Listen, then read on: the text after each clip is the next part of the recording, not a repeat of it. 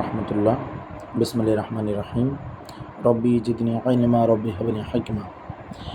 আমরা এখন class 6-এর grammar পার্টের আমরা আর্টিকেল ব্যবহারটা শিখতে চাচ্ছি। আমরা কি শিখতে চাচ্ছি? আর্টিকেল ব্যবহার, এইটা আমরা শিখতে চাচ্ছি। তো আর্টিকেল এখানে কি লেখা আছে? A N the, right?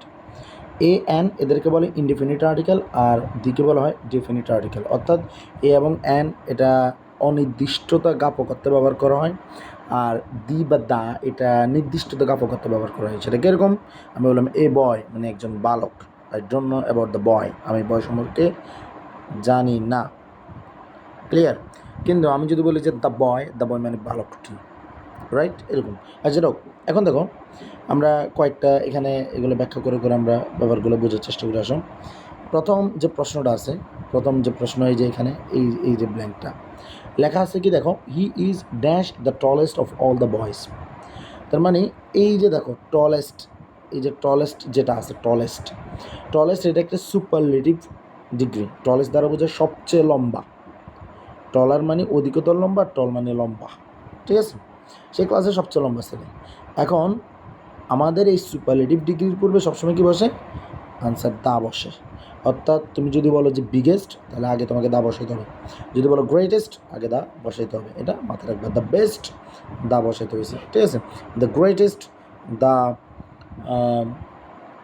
ধরো the brightest, the most beautiful, the most popular, তারপরে তোমার এরকম করে আর কি। তারপরে কি বলছে দেখো, Abdul has joined the bar dash. এখানে হচ্ছে দ্য মুন। আচ্ছা, এখানে এই যে এখানে বলছে জয়েন্ট মানে কি মানে জয়েন্ট মানে সে অংশগ্রহণ করছে বোঝায়, আবার কোনো চাকরিতেও জয়েন করছে বোঝায়। আর বার মানে এটা আদালতও বোঝায়, আবার অন্য কিছুও বোঝায়।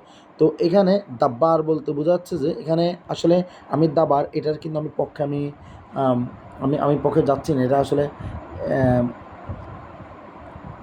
এটা কেন দিল আমি বুঝলাম না। কারণ এই ব্যাপারটা তখনই ব্যবহার করা যায় যখন দা দিয়ে, যেমন বার এটা একটা কমন নাউন বলবো না, আবার কমন নাউনও বলা যায়।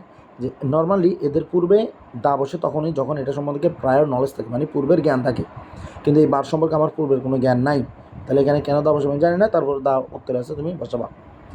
এরপরে লেখা আছে মুন। দুনিয়াতে মাথায় রাখবা যেটা এক পিস, ওটার পূর্বে দা বসে। কী বলছি?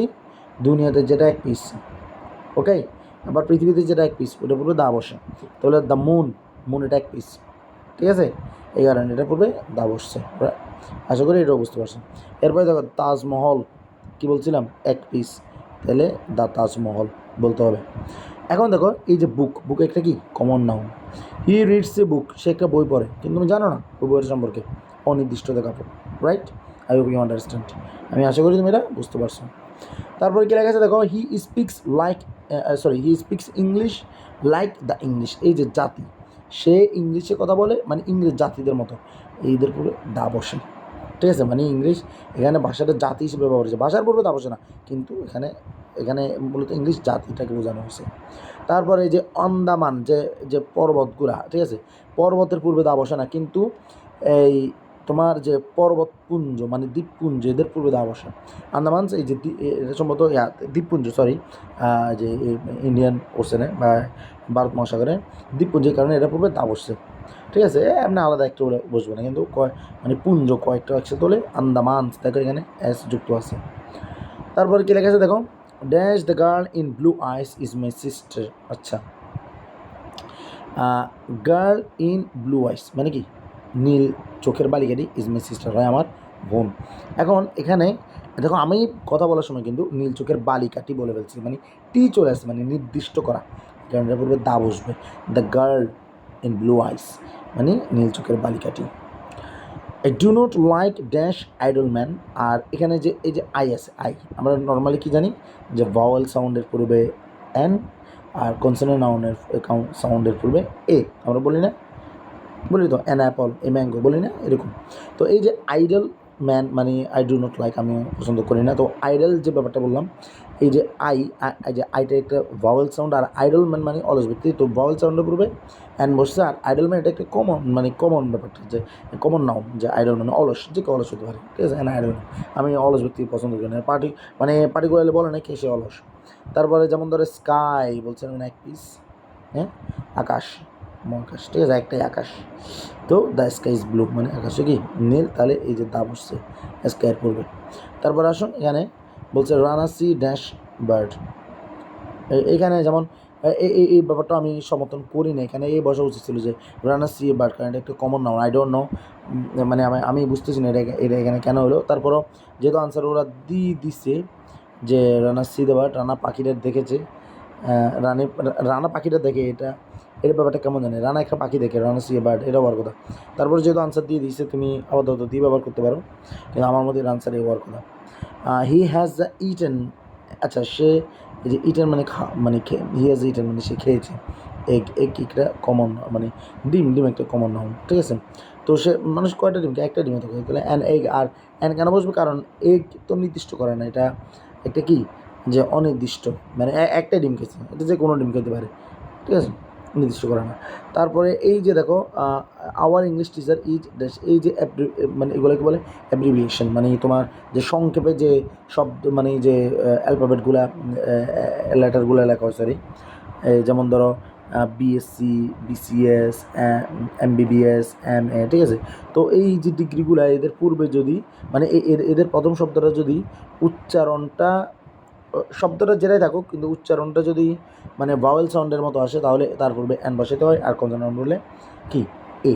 এখন এম এ বলার সময় আগে এ আসে, কিন্তু যেমন ধরো বিসিএস আগে কিন্তু বি আসতেছে, মানে এমনিতে বর্ণটা বি, তার উপর সাউন্ডও কিন্তু বি কনসোনেন্ট, কিন্তু এম এ বলার আগে এ আসতেছে, এই কারণে অ্যান হবে।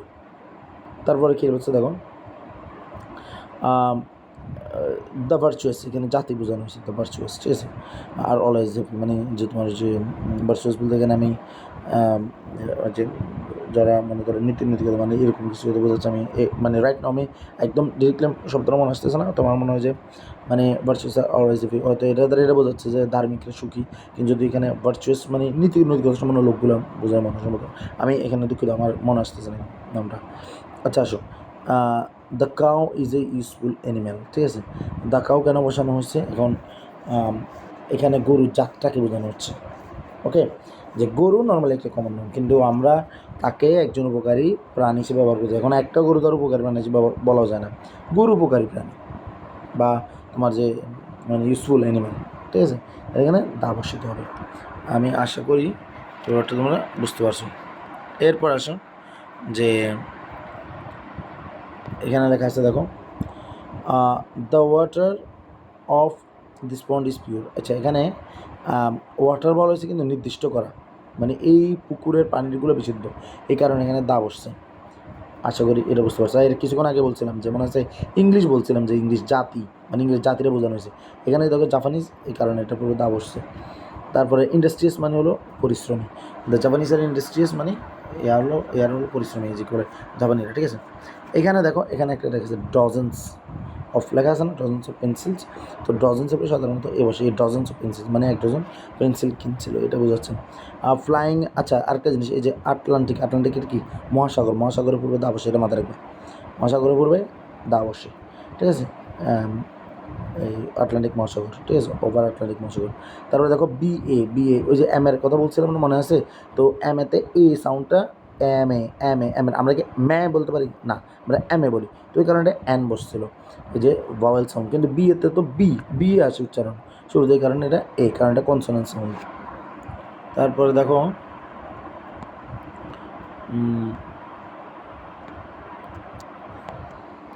বেলাল, দেখো বেস্ট, কিছুক্ষণ আগে বলছিলাম যে বেস্ট, এই কারণে এখানে দা বসছে, দ্য বেস্ট, এটা সুপারলেটিভ ডিগ্রি, ঠিক আছে, সবচেয়ে ভালো। তারপর হলো যে ইঙ্ক পটের, এটা এত কমন নাউনটা পূর্বে এ বা অ্যান বসে, কিন্তু ইঙ্ক পট এটা ভাওয়েল সাউন্ড, এই কারণে এটা পূর্বে অ্যান বসছে। তারপরে এখানে দেখো লাইব্রেরি একটা common noun, there is a library in this village, মানে একটা লাইব্রেরি আছে ভিলেজে, there is a mosque in this village, একটা মসজিদ আছে ইয়াতে গ্রামে, এরকম আর কি। তারপরে এখানে আসতে দেখো as gone out for a walk. Gone out for walk মানে হাঁটার জন্য বাইরে গেছে, ঠিক আছে। আউট ফর ওয়াক মানে একটু হাঁটার জন্য বাইরে গেছে, ব্যাপারটা এরকম। তারপরে যে এখানে দেখো এই যে দেখো ডগের পূর্বে দা বসছে, বুঝছে না, ওই আগেরটার মতো দ্য কাউ, এই যে এখানে দ্য কাউ ছিল না, এরকম আর কি। তো এই যে the dog is a Pat animal মানে একটা কি, একটা তোমার যে এই মানে পোষা প্রাণী আর কি। এই যে দেখো এখানে যেরকম এই ইউজফুল অ্যানিম্যাল ব্যবহার করছিলাম না, আমি তোমাদেরকে একটু অন্য কালার করে একটু দেখাই। এটা কালারটা যদি আমি চেঞ্জ করে যেত, ধরলাম আমি এখানে আমি একটু এই কালারটা নিলাম, হ্যাঁ। এই কালারটা যদি নিই, তাহলে দেখো এই যে দেখো এই ইউজফুল অ্যানিম্যাল, এখানে বলছিলাম দেখো এ আসছিল, এখানে আসছিল না, এ আসছিল। এখানেও দেখো অ্যানিম্যাল, প্যাট অ্যানিম্যাল পোষা প্রাণী, ইউজফুল অ্যানিম্যাল, এই যে এই বসছে এই ইউজফুল অ্যানিম্যাল, এ প্যাট অ্যানিম্যাল, এ প্যাট অ্যানিম্যাল। আশা করি আল্লাহর রহমতে তোমরা আর্টিকেল বুঝতে পারছো এবং কি ক্লিয়ার হয়েছে আল্লাহর রহমতে। এটা পরীক্ষা আসলে যেন পারা যায় ইনশাআল্লাহ। আসসালামু আলাইকুম রহমতুল্লাহ।